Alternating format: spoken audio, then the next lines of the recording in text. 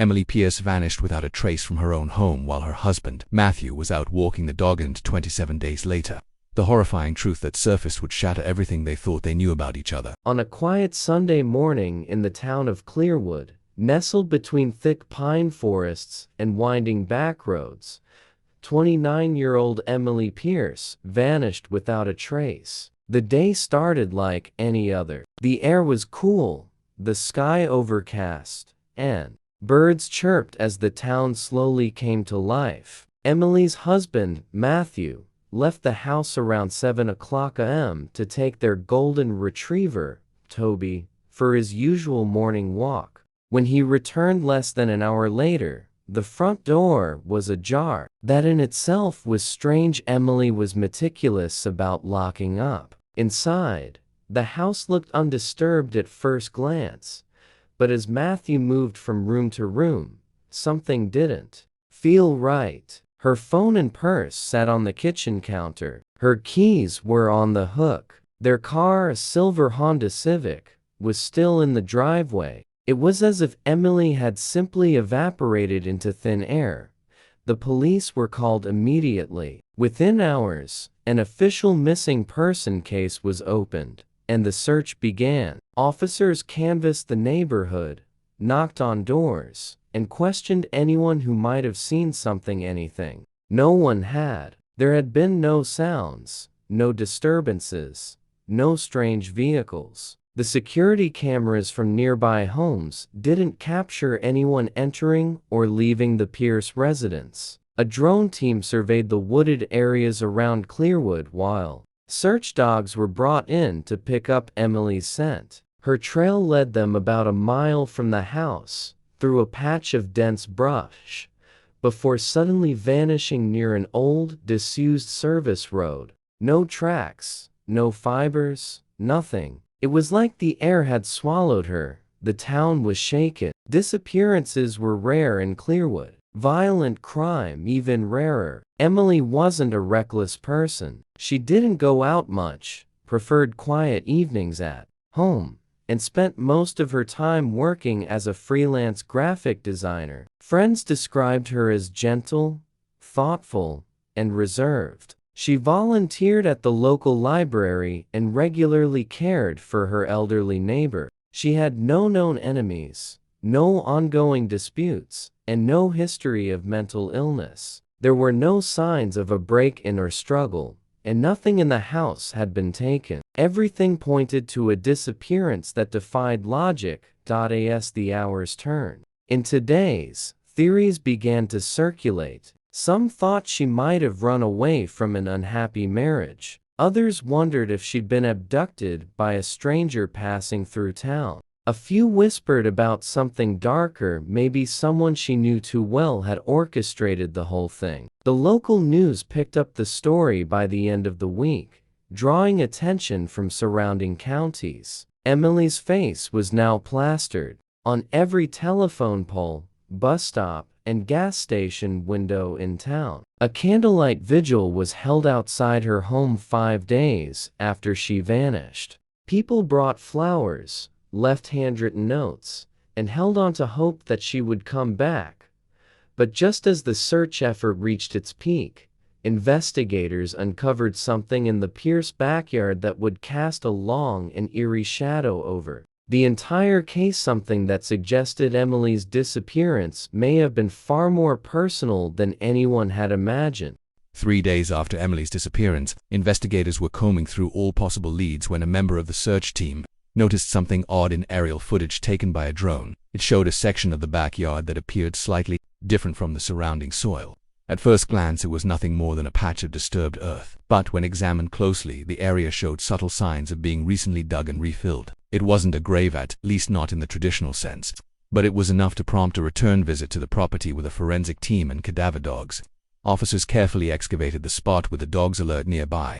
After about 2 feet of digging, they struck something, a weathered wooden box, tightly wrapped in layers of thick plastic sheeting. It wasn't large, but it had clearly been hidden with care. Inside the box contained a strange collection, dozens of photographs, all carefully cut in the same deliberate way. Each picture was from Emily's personal life, vacations, birthday, parties, moments with friends and family. Yet, In every single one, her face had been removed, not torn or scratched out, but cut out with precision, as if by a scalpel or razor. The rest of the photograph remained pristine. Her family members, friends, husband, pets all untouched. But where her face should have been, there was only empty space. The discovery sent a chill through the investigation. These weren't old keepsakes. Most of the photos were recent, some only a few months old. All had likely been taken within the last year. Why would someone go through such effort to erase Emily from her own memories?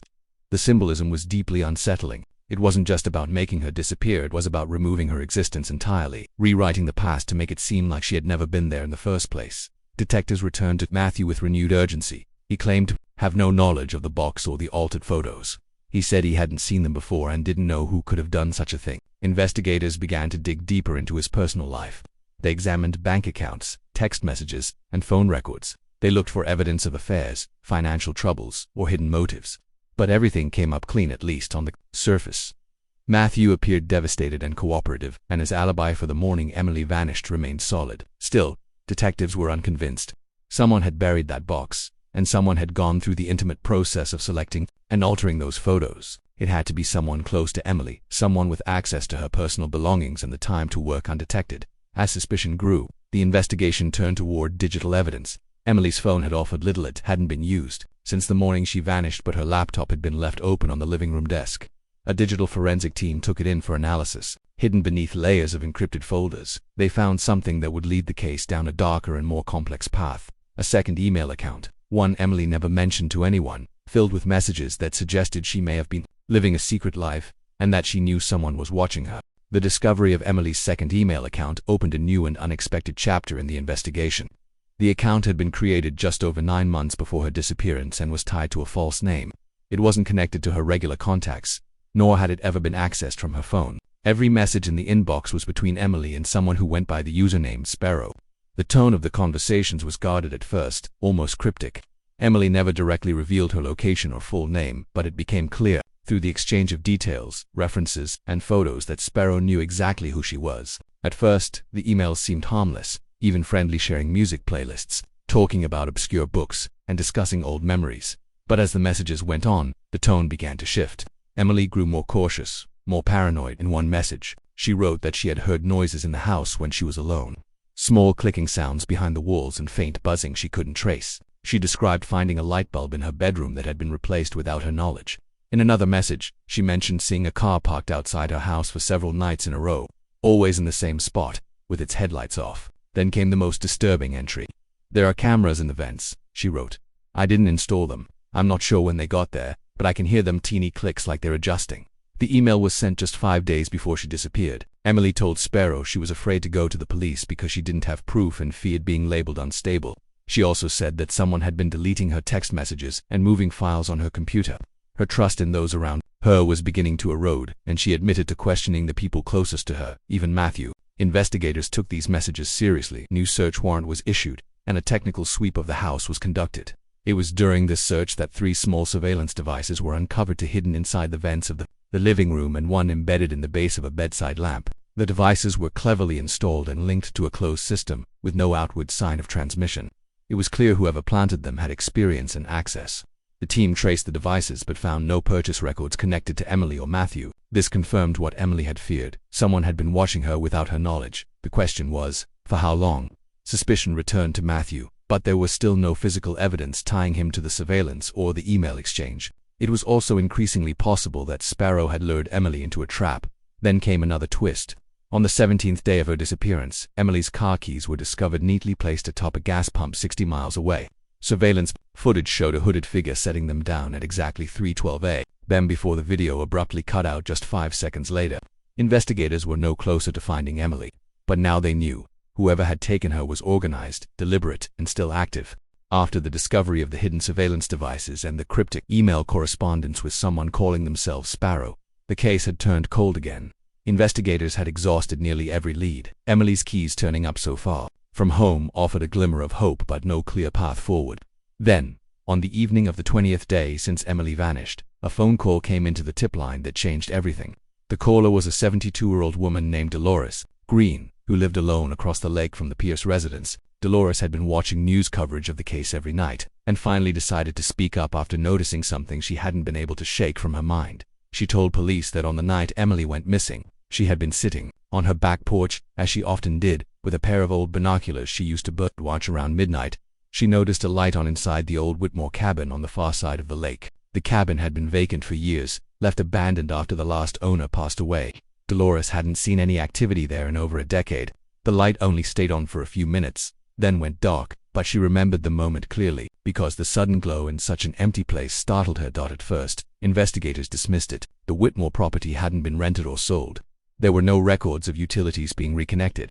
But after some digging, a breakthrough came. Just 2 days before Emily's disappearance, a short-term rental agreement had been signed, online using a false name and prepaid cards. It wasn't enough to trace the person directly, but it confirmed someone had gained access to the Whitmore property. Detectives wasted no time. They obtained a warrant and entered the cabin with a forensics team. What they found inside was both haunting and confusing. The air was stale, the furniture covered in dust, but the front room had clearly been used. On the coffee table were a few of Emily's belongings, a paperback book, a scarf her sister later confirmed as hers, and a ceramic mug bearing the same initials as her old college nickname. In the kitchen, investigators found her favorite tea, an obscure herbal blend only available at one store in Clearwood. On the couch was a throw blanket folded neatly, one that Matthew identified as the one Emily always kept in the trunk of her car. There were no signs of struggle, no blood, no damage. But in the back corner of the cabin, beneath a loose floorboard, they uncovered something far more disturbing, a journal that appeared to belong to Emily. Inside, the entries grew, increasingly paranoid, filled with fragmented thoughts and fearful observations. She wrote of hearing voices outside at night, of footsteps that didn't match the layout of the old wood floor, of whispers that seemed to echo through the vents despite the cabin having no electricity or central system. The final entry was scrawled in shaky handwriting and ended mid-sentence. "I think I've figured out who Sparrow really is, and it's worse than I thought." On the 27th day after Emily Pierce's disappearance, a plumber named Roger Mance was assigned to inspect a foreclosed property just 2 blocks from the Pierce residence. The house had been abandoned for months, scheduled for demolition, and the plumbing inspection was part of routine protocol. While examining the basement, Roger noticed something unusual. A section of the concrete floor near the furnace sounded hollow when tapped. Intrigued, he pried up a few loose tiles, expecting maybe a crawl space or old storage compartment.